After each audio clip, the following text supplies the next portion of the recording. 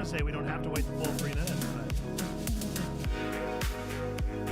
I'm going to need my camera.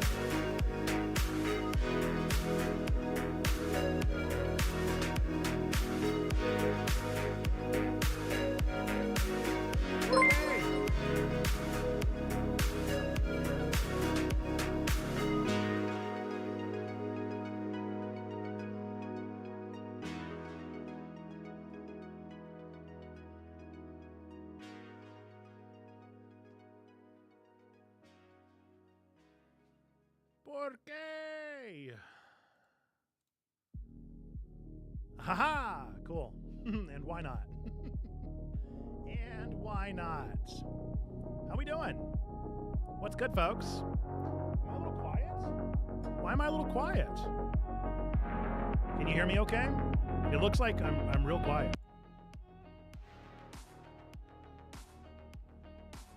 Let's see if something has happened there as well. No?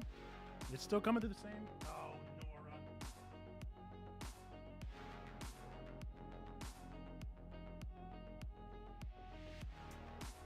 Nora. Nora was here today, and I almost guarantee you she messed with the things.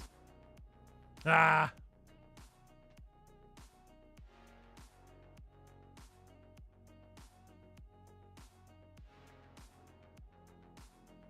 Is that any better? Nope. Oh, no. Nora Jane.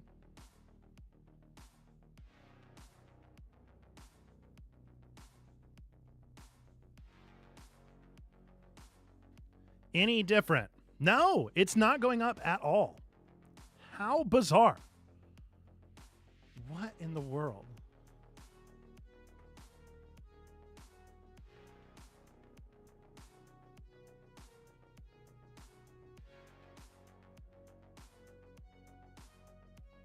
Did that make... Nope. Nope. None. Difference. Maybe. Okay, a little better. Is it peaking, though? Where's my headphones?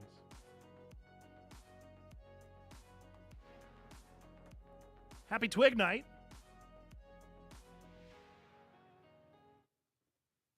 We love when Twig messes with me.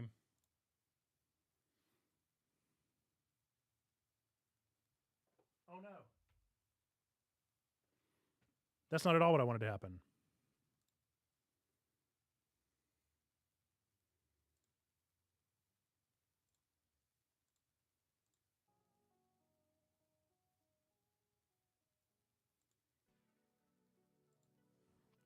Okay. Is this any better is the question.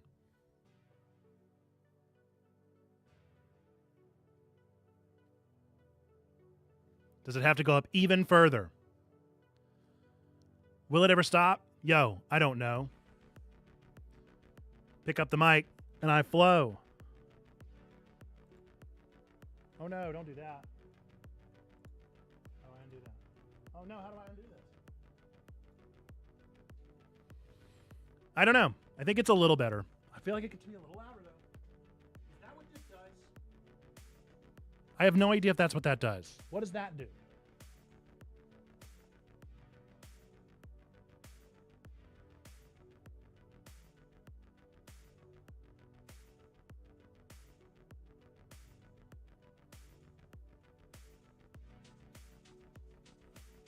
I just don't want to keep blaring it until it peaks, you know?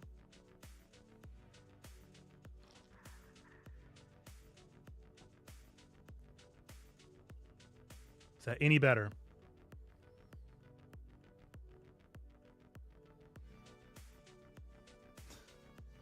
I'm so far behind you guys.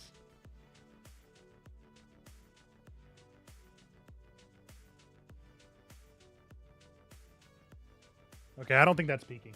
We're going to get into it. We're going to get right on into it. I ain't got time. Ain't nobody got time. Ain't nobody got time. Well, welcome in, folks. Welcome to Twig. This is our weekly geekly news show that we do here every single week. Looking forward to a good night with some good news and things to tell you about. Yeah. I hope that you're doing well. It is going to be a solo Twig this week. It's just me this week, but that is okay. I'm glad to be here anyway, and glad to be putting on a show so that we can all learn what is in the zeitgeist of nerdy news right now. That being said, there are just so many moving pieces tonight that I'm just going to go ahead and be real and say we're going to have some flubs. Some things are going to mess up. There are too many bits, simply too many bits going on that I don't mess up at least one. Potentially more than that. But nonetheless, this is a live to tape show. And so we will be interacting with the chat. I now have everybody up on the screen here. This is YouTube and Twitch audience up on the screen. So you will be involved now in Twig. And we've got clips to show. We've got the stingers. We've got the whole shebang. We're going to try our best, yeah? So do feel free to hang out in the chat. Keep on engaging, hanging out with us, being a part of all of the things. We definitely want you to hang out with us and tell us what you've been watching, playing, and reading, all that kind of stuff. But without further ado, we're going to get right on into it, yeah? Right on into the show. Let me go ahead and pause Spoofy. Everybody say bye, Spoofy. And then we're going to go ahead and start Twig.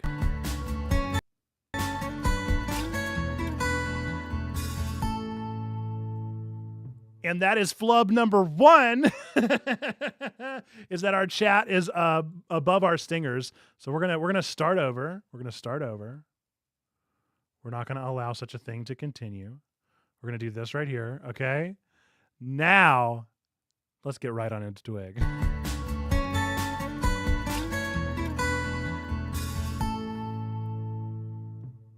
Folks, welcome to TWIG, your weekly, geekly, family-friendly news show that tackles everything from the Pokemon Presents to Next Fest with some games in between. I am Nerd Pastor Nate, and I am really the pastor of Checkpoint Church, the church for nerds, geeks, and gamers online that is featured here. It is the reason that we do this. We talk about games and that kind of thing because we just love to be nerds, geeks, and gamers and talk about our favorite stuff. If you're listening on the podcast version of the show, be sure to go and give us a good review. Click that like if you're following on YouTube, or come and listen live on Twitch and YouTube every Thursday night now at 7 p.m. Eastern. We're going to start this one, as we always do, with our three things that you have been watching, playing, and reading. What have you been watching, playing, and reading over the past couple of days? What have you been getting into? For me, I haven't really been watching too much. I did watch Flow, the animated movie that was at the Oscars, and that was mainly because I had been meaning to watch it anyway. So I finally got around to watching it, loved it. I've also been watching The Walking Dead, the video game, like the Telltale series. One of my favorite Let's Players has been playing through that, and so I've been watching through that. I have been playing so much Avowed. I did roll credits on Avowed. It was a very good game. I liked it a whole lot. I think I would probably give it a 9, but since I give on a 5-star, I gave it 5 stars. So I thought it was that good. I can't really think of anything that I didn't like about it. I'm also going to eventually start Calico for our Button Bash Brigade. Going to start Lost Record at some point as well. And then currently I am trying to get through Everhood 2 as quick as possible while still enjoying it because I got so much that I need to play, but I'm just super enjoying it, and I was so excited for that to come out. Kind of like Citizen Sleeper 2, where I was just sort of hyped to the point that I had to give it a good old college try. Welcome into Humar Whit-Ill. Glad that you have internet. I have been reading The Bones Beneath Our Skin, which is good. I super enjoyed 2 out of the 3 manga that came in the last Manga Spice Cafe box, one of which was Snowball Earth, which I gotta admit, I made fun of the name. It's real good. It's real good. It was a really good manga. I hope that it gets an anime adaptation. I will probably be picking up future volumes because I just thought it was really great. And then Firefly Wedding is not as good as Snowball Earth, but I enjoyed it more than I thought that I would. I feel like I have been getting so many romance manga into Manga Spice Cafe that I've gotten kind of burned out and bored of those, but not the case with this one. This one was interesting. I liked the premise, liked what they had to offer, and thought it was a good time. So do let me know in the chat what you have been watching, playing, and reading. I would love to hear what you've had going on. But without further ado, we are going to get into our trending headlines for the night while you guys are thinking. And the first headline of the night is Pokemon Presents. The Pokemon Presents happened last week. I was away at a conference, and so I missed watching it live, but I have since caught up on all of the wonderful things that were announced at the Pokemon Presents. Thought it was a pretty good one. I was hopeful. I was secretly hopeful. They would never do this, but I was hopeful that we might get just a little nod to a Switch 2, just something of like, and we're showing it on this console, or like just anything would have been nice, but alas, we didn't, and that is okay. We did, however, get a good look at Pokemon ZA, which looks really good. I'm so excited. Pokemon Legends Arceus is one of my favorite Pokemon games. It is my favorite non-mainline Pokemon game, and up there with my favorite mainline games. So it's really great. It will be coming out late this year. If I had to put a guess, I would say November. That is normally, I think October, November is normally when Pokemon games come out. So I would place bets on that if I were the betting type. We got announced our 3 starters. You may remember from Legends Arceus that we got a hodgepodge of starters from other generations. This time, we got kind of a weird mix-up. We got Chikorita, we got Totodile, and then Tepig, which makes more sense whenever you consider like they couldn't have made it Cyndaquil, because Cyndaquil was in Legends Arceus, but it's also just a strange pick that they would do 2 from Gen 2. Nobody really wants Chikorita. That's my hashtag hot take. But I'm so excited to have Totodile. I think it's going to be really, really fun to see what they do with the 3rd evolution if they keep that going from the Legends series. I thought that was a great touch to the first Legends where the 3rd evolution got kind of a little adjustment. So maybe we'll see that in this one as well. I would say probably that is what will happen. We're going to be seeing a high-tech urban redevelopment phase in Pokemon history, which, of course, given the setting for this one, it's not too surprising that that is what they are doing. But it'll be interesting. It'll be very interesting to see what they actually do, if they go super future tech, or if they maintain, because, Legends Arceus was a flash to the past. So then if this one is a flash to the future, who knows? I don't even know if Arceus is going to be involved in this one at all. I'm assuming Zygarde will almost certainly be involved in this one, considering it's like a part of the logo, but time will tell. It also looks like they've stepped up the battles from the last Legends game.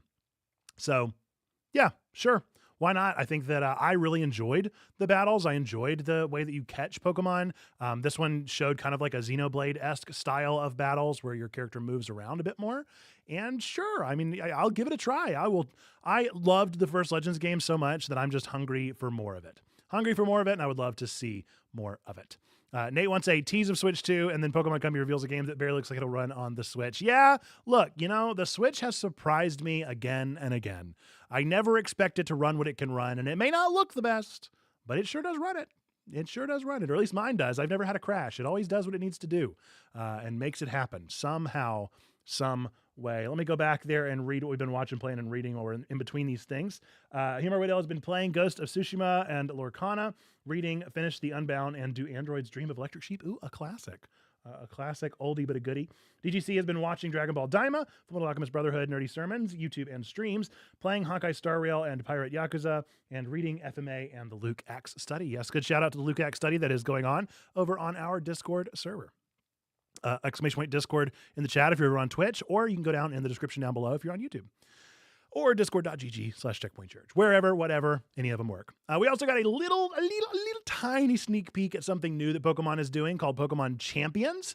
Some kind of multiplayer battle mode. I don't know what that's going to be. They kept showing Pokemon Stadium battles. And so I'm wondering, are they wanting to like make their own thing where it is exactly that? It's just the part of the Pokemon Stadium, that had the cool battles and stuff. The thing that I liked, so here's the thing, I really didn't care for Pokemon Stadium that much. They were interesting games. I liked the mini games.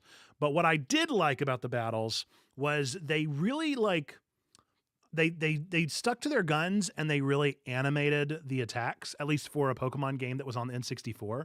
And so I would love to see that be the focus of Pokemon Champions, is let's make these battles look awesome. Let's make the moves look incredible. Let's actually make like a fully realized battle instead of like, a little turret of water that is the same for Water Gun or for Waterfall. So I don't know. It is going to be on Switch, iOS, and Android, which has me worried. I think that they're doing some interesting things in Pokemon World right now. We got TCG Pocket, which was kind of a shot out of left field that has gone pretty well. I've fallen off, but I think it's still going strong. I think it's still a real cash cow for them, which trading card game is always going to be. And I think that the Pokemon League, professional play, I think that's always been a thing that people are curious about. So maybe they'll lean into that hype for Champions, but go figure. We didn't get a release date on that. We just got kind of a look at it, so we will see when we get more information about that. Speaking of Trading Card Game Pocket, we did get a new booster for Arceus on February 28th, which I think was the day this went live. No, the day after this went live. And then we got an announcement that ranked matches will be coming soon. March. It's March, so it's March 6th. I don't know if they're there yet, but soon. We also got another look at Pokemon Concierge Season 2 and got the release date of September 2025. I loved the first season of Pokemon Concierge. I thought it was so cute, and I'm so excited to know that we're going to be getting more of it. Some quick ones that came out. Scarlet Violet are getting some more outbreaks. Pokemon Go is getting Unova on March 1st. Unite is getting some new characters, such as Suicune, Alola Raichu, and Alchemy, which really, I liked Unite a lot. Maybe I'll get back into it. Ooh, I just can't imagine. Nothing like that first year. It was such a good game for those first couple months, and then it just got so sweaty. Cafe Remix is somehow still going. I don't know why that game is still around. I don't know why people play it, but people are going to be doing what they do, and it's a cozy, cute game, and so sure.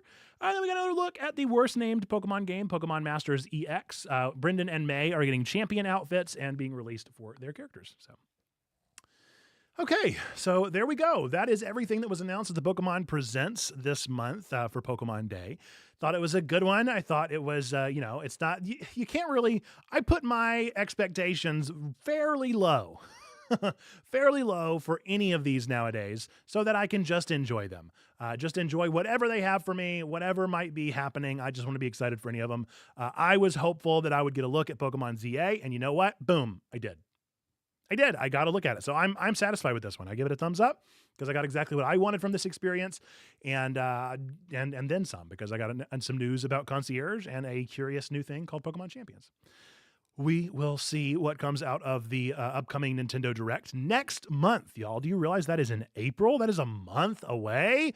So we will theoretically be learning about the Switch 2. Information about it, price about it, release date, all those things and more should be happening a month from now. So we will be covering it here at TWIG. Be sure to keep on tuning in with us, engage in the conversation, posting over in the Discord if you want a family-friendly space to get that information. We're going to be continuing on with some nerdy news, such as this bit of information. Steam has hit a new milestone, surpassing 40 million concurrent users for the first time, thanks in part to the launch of Monster Hunter Wilds on February 28th. The game peaked at 1.38 million players in 24 hours, while other top games like Counter-Strike 2, PUBG, and Dota 2 also saw high player counts. Steam's active in-game users reached a record 12.8 million, showing continued growth for the platform. However, Monster Hunter Wilds has received mixed reviews due to PC performance issues, leading Capcom to release official guidance and announce an upcoming update with an in-game social hub.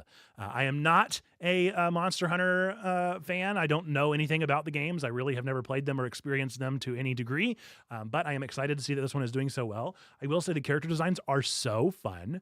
I know that is what my TikTok feed has been taken over with, is all these people crushing on the girls, but I just think they're just fun designs.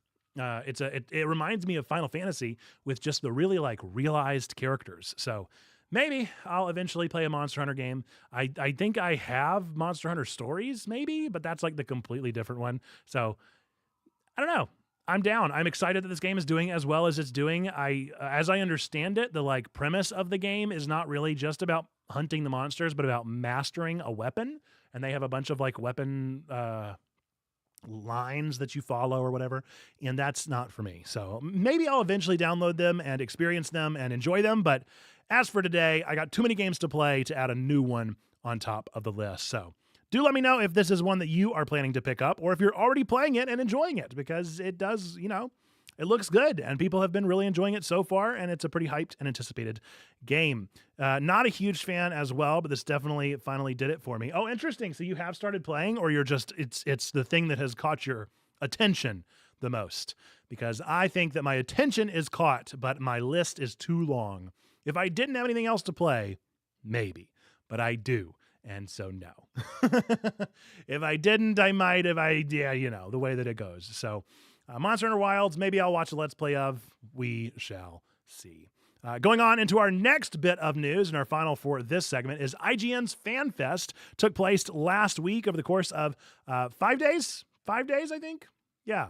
5 days, they do a bunch of YouTube videos, trailers, premieres, showcases, all sorts of things, announcing all sorts of things, and we got some excited stuff. We got some cool stuff to look at. So the first day was ID at Xbox, where we got to look at some of the games coming to Game Pass and some stuff that they are excited about, such as Balatro coming to Game Pass, which is a big deal, as well as Buckshot Roulette, the indie game that has kind of swept TikTok by storm, although I feel like the moment's passed. I think it's too late for Buckshot Roulette. Maybe not. Maybe with the new player base, it'll get people interested on board. But I just feel like the gimmick has been gimmicked, and I think we're done. Maybe people will play it. We did get another look at a game that I wasn't even aware was being made, Moonlighter 2. If you played the first Moonlighter game, where you battle monsters all day, battle monsters all night, and then run a shop selling those monster parts all day, that is what has been happening in that game, and we're getting a sequel,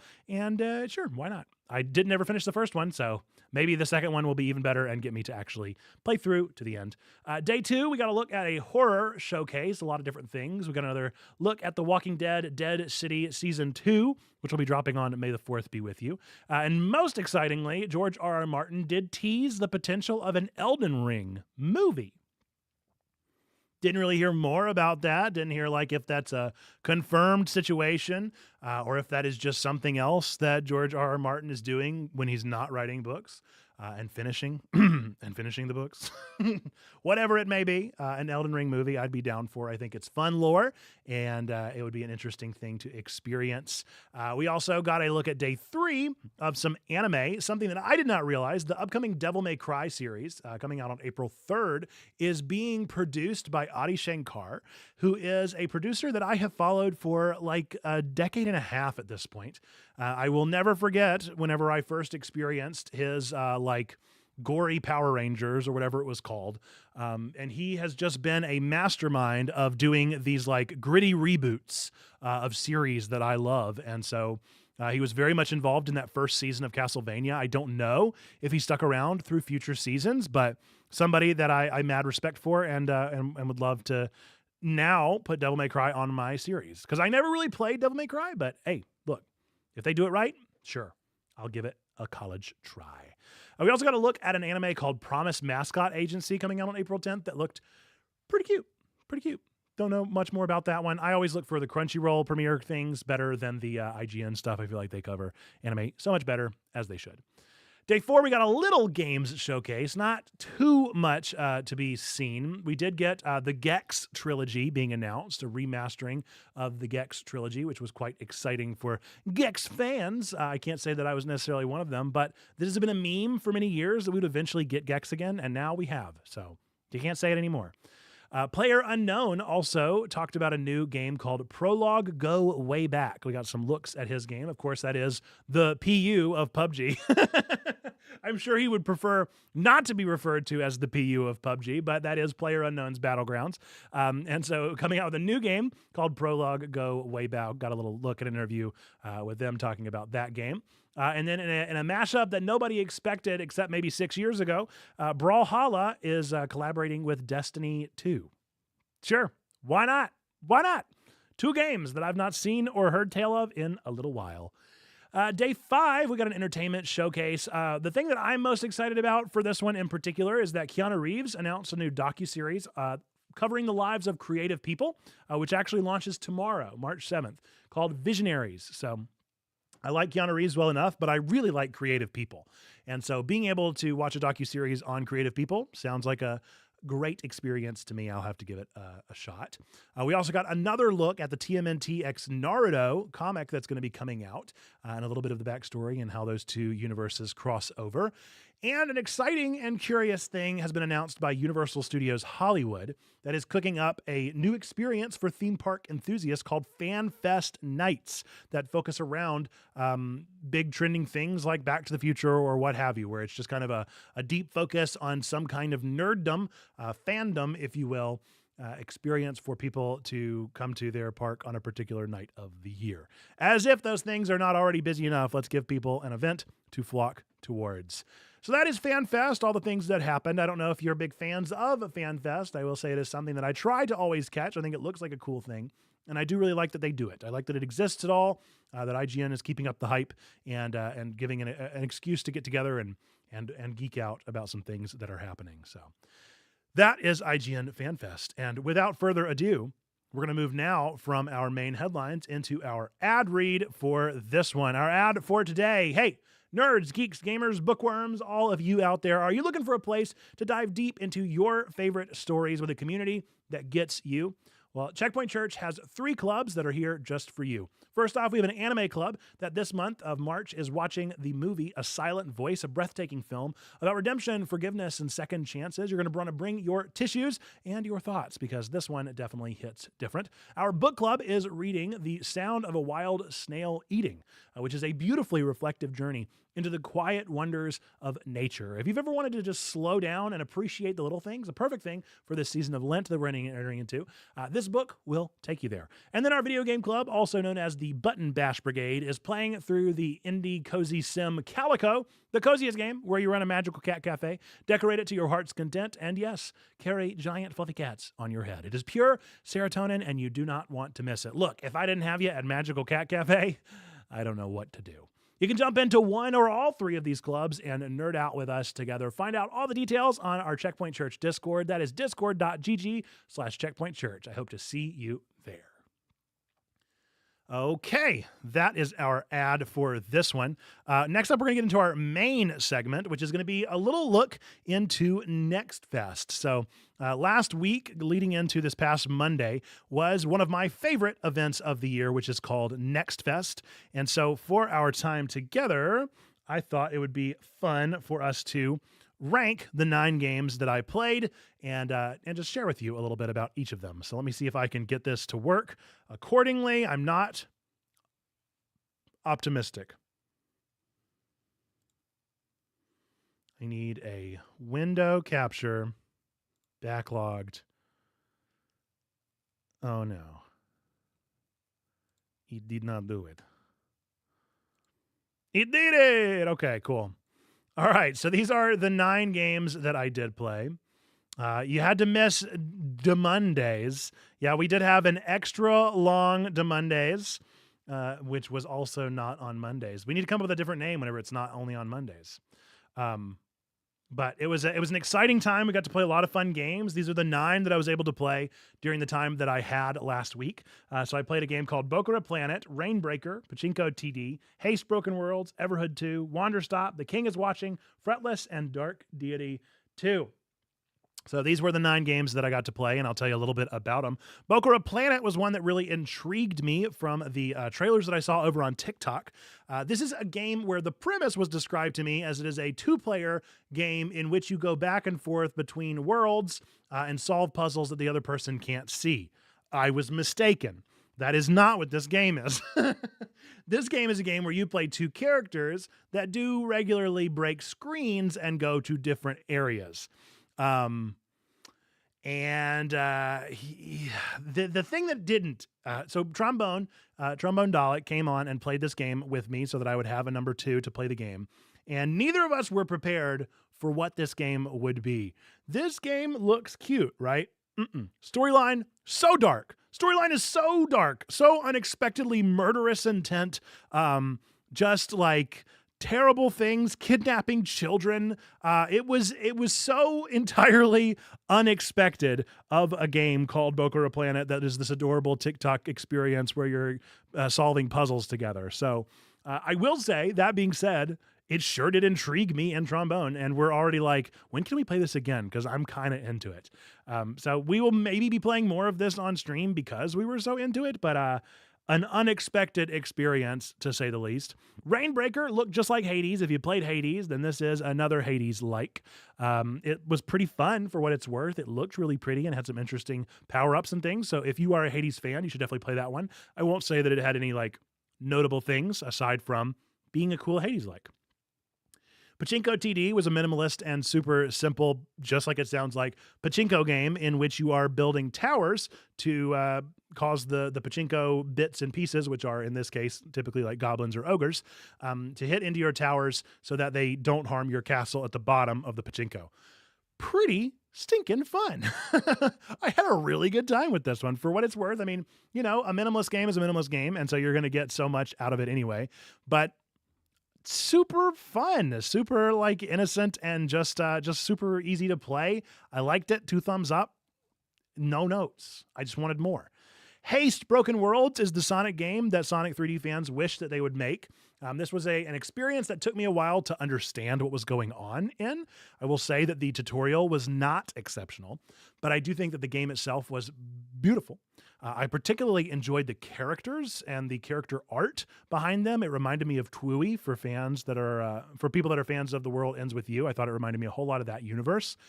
And then whenever you went into the overworld and the 3D stuff, it looked interesting enough. I didn't know if it had the like, it didn't quite sink its talons into me beyond what it offered. Like I can't imagine playing 8 hours of this game.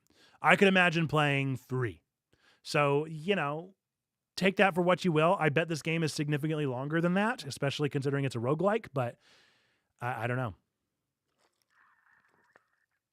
Aside from being really pretty and an interesting concept, the controls were a bit too jank. The tutorial was just not great, and I just didn't really understand why I would keep playing. Everhood 2, love Everhood. I'm already playing through this game, obviously. It's going to be really hard to not be biased with this one because of the fact that I love Everhood so much and because I've already played more than the 30 minutes that all the other games have gotten, but it was really fun. It was a good time. It goes right after where it needs to be and is a great experience. The goofs, the gaffs, the jokes, all the things are still there. The challenge is still there. The intrigue is still there. Just a great experience all around from that one. The homunculus really threw me off. Wander Stop, as Humar Whittle mentioned there in the chat, is an interesting one. This is a cozy tea-making game in which, once again, this was kind of like Bokura, where it started off, wow, out of nowhere, just with this dark storyline of somebody who is just like trying to rise up out of the pits of despair and then finds this happy little bald man who makes tea and tries to figure out their lives. It was okay. It was all right. It was all right experience. I feel like I've played too many farming sims at this point that if a farming sim is not exceptional, it just doesn't do it for me. The King is Watching was a crunchy management sim in which you had a 4x4 block of tiles that you could utilize, and then you had a Tetris piece window to activate those tiles to use them. And then every now and again, you would have a tower defense element of people that would come in, and you had to prepare the right amount of resources and warriors to protect your wall. Really crunchy, really fun, very addicting. I probably played this longer than I was supposed to. I definitely played past the 30 minutes because I just got so into it. So super enjoyed that one.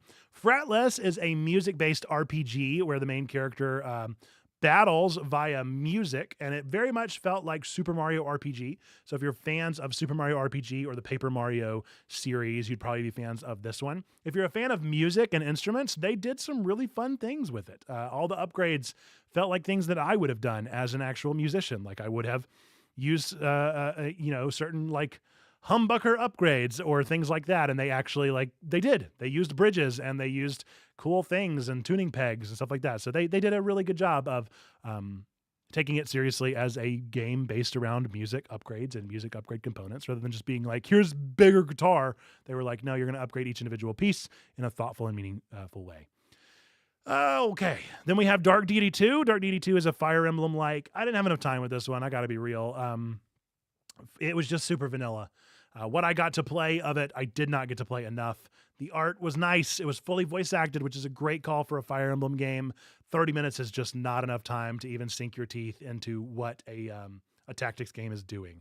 So I'm afraid I just didn't give this one the time of day to actually get across what I need to get across. So that being said, let's start doing some ranking. Let's see if we can come up with a list of what we've got going on here. So it's probably pretty obvious. Everhood, King is Watching, and Haste Broken Worlds, and Fretless, and probably Pachinko. Those are definitely going to be my top 5 somewhere. These are going to be the other ones that I have to figure out in my bottom 4. I'm going to get a big old sip of water because my throat is hurting, which is not going to go well for the next bit after this. Or at this point, a nerd history bit is not going to go well after all this. Okay, so let's do the bottom 4 before we look at the top 5, okay? So we've got Boku no Planet, Rainbreaker, Wanderstop, and Dark Deity.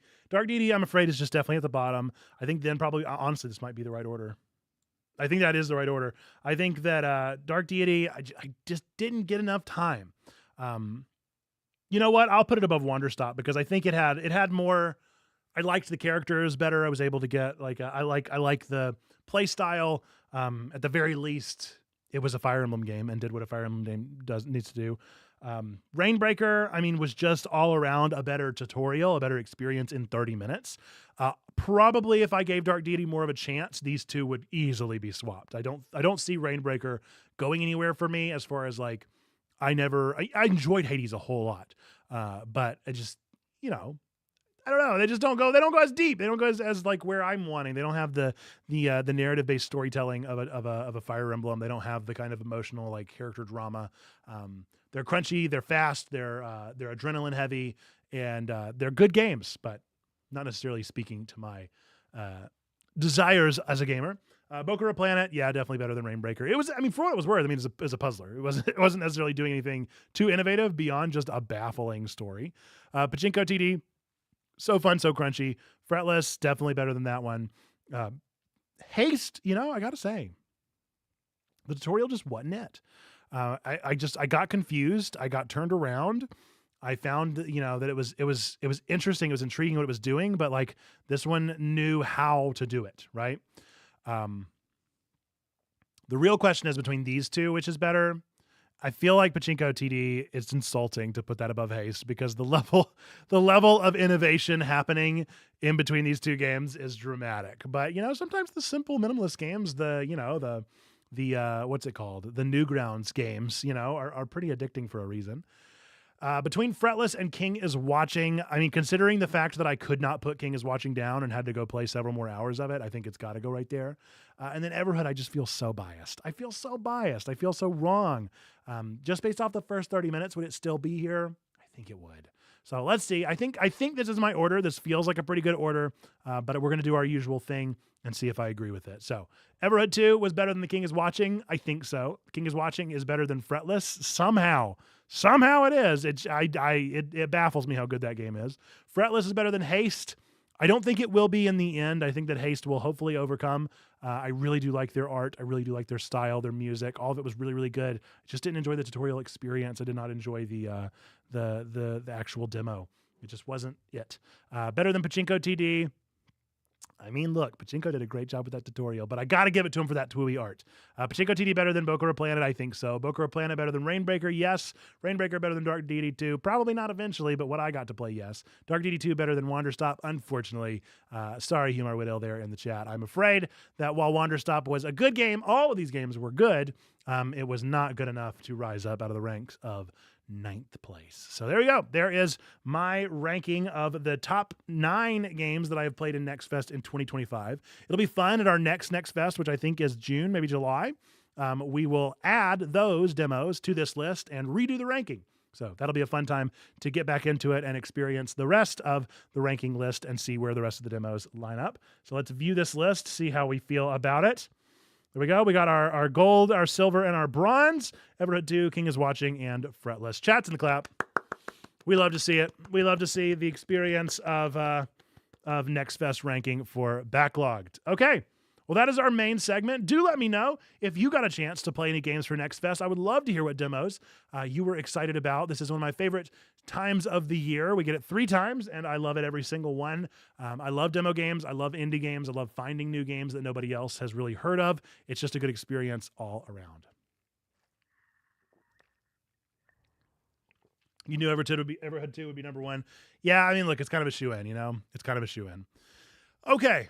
Well, next up, we have a segment of the show that is, of course, my favorite segment, which is... At this point in nerd history. Okay, so long story short with this one, all right? Long story short, at this point in nerd history is where we'd like to take a look at things that came out on this day throughout time and space. March 6th throughout time and space. And I learned that on March 6th, two movies released, different years, but two movies that I happen to really love. The first one is Watchmen, which some of you may have already seen on Instagram, that I do indeed have a hat and some green screen here that you can see the background already, which is eerie. I have a green screen mask here and I have the hat because we're going to do a little bit, because the second movie that came out on this day in nerd history is The Big Lebowski. The Dude was indeed released on this day throughout history. Now, maybe you're like, okay, neat. What's that got to do with anything? Well, both of these movies happen to have rambling monologues at the start. And so I thought, I don't have a Sam Elliott impression, but I do have a Rorschach impression. So what if, in a fictional multiverse moment, we celebrated this March 6th by having Rorschach perform Sam Elliott's intro from The Big Lebowski for us over the intercom here. So we'll see how this works. If this works, we're going to give it our old college try. At the very least, it'll be good internet. Okay, so the first thing, I've got to get rid of my head. The second thing, I've got to get the hat. The third thing, I have no eyeballs. Can I wear my glasses over this thing? Rorschach with glasses. Now I just look like the Invisible Man. I'm straight up the Invisible Man here. Okay, I can't see the words at all, so that's not going to work, is it?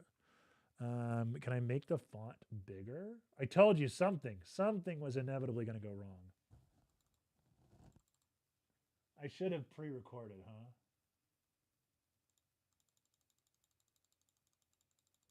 I got to make this font so big. Okay, but I can officially see it. I wonder if I can see it without no, I got to have my glasses on. Rorschach with glasses is going to be a thing, y'all. It's got to be a thing. Okay, let's see if now we can get the Rorschach going. Okay, I need to move it over, huh?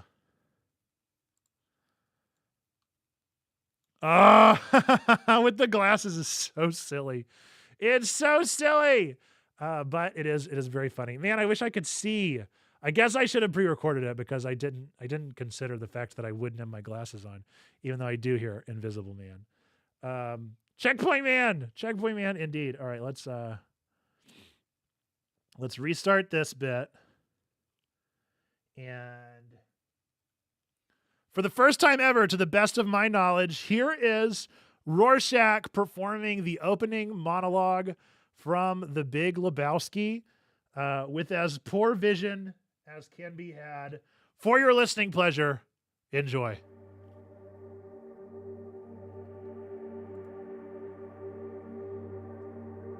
Way out west, there was a fella I want to tell you about. A fella by the name of Jeff Lebowski. At least, that was the handle his loving parents gave him. But he never had much use for it himself. This Lebowski, he called himself the Dude. Now, Dude, that's a name one would self-apply where I come from. But then, there was a lot about the Dude that didn't make a whole lot of sense to me. And a lot about where he lived, likewise. But then again, maybe that's why I found the place so darn interesting. They call Los Angeles the City of Angels. I didn't find it to be that exactly. But I'll allow, as there are some nice folks there. Of course, I can't say I've seen London. I've never been to France. Never seen no queen in her undies, like the fella says.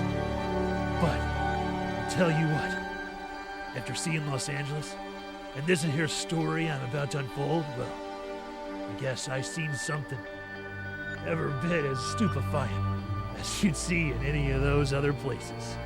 And in English, too. So I can die with a smile on my face, knowing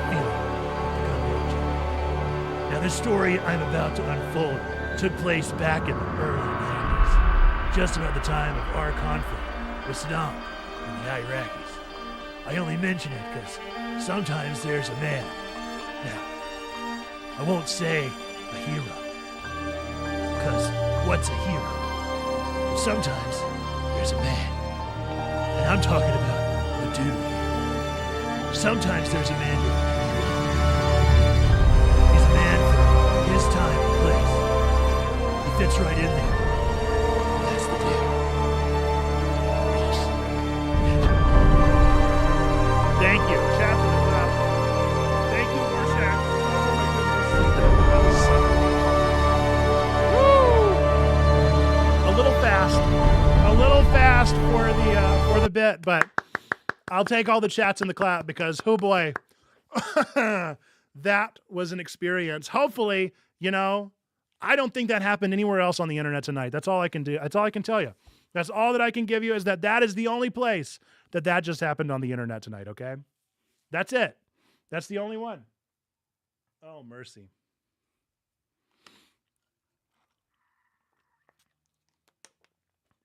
I don't know if the music was experiential at all because I can't hear it on my end. But Lord willing, you guys got some kind of experience and enjoyed it. So we're going to get on with our next segment, which is, of course,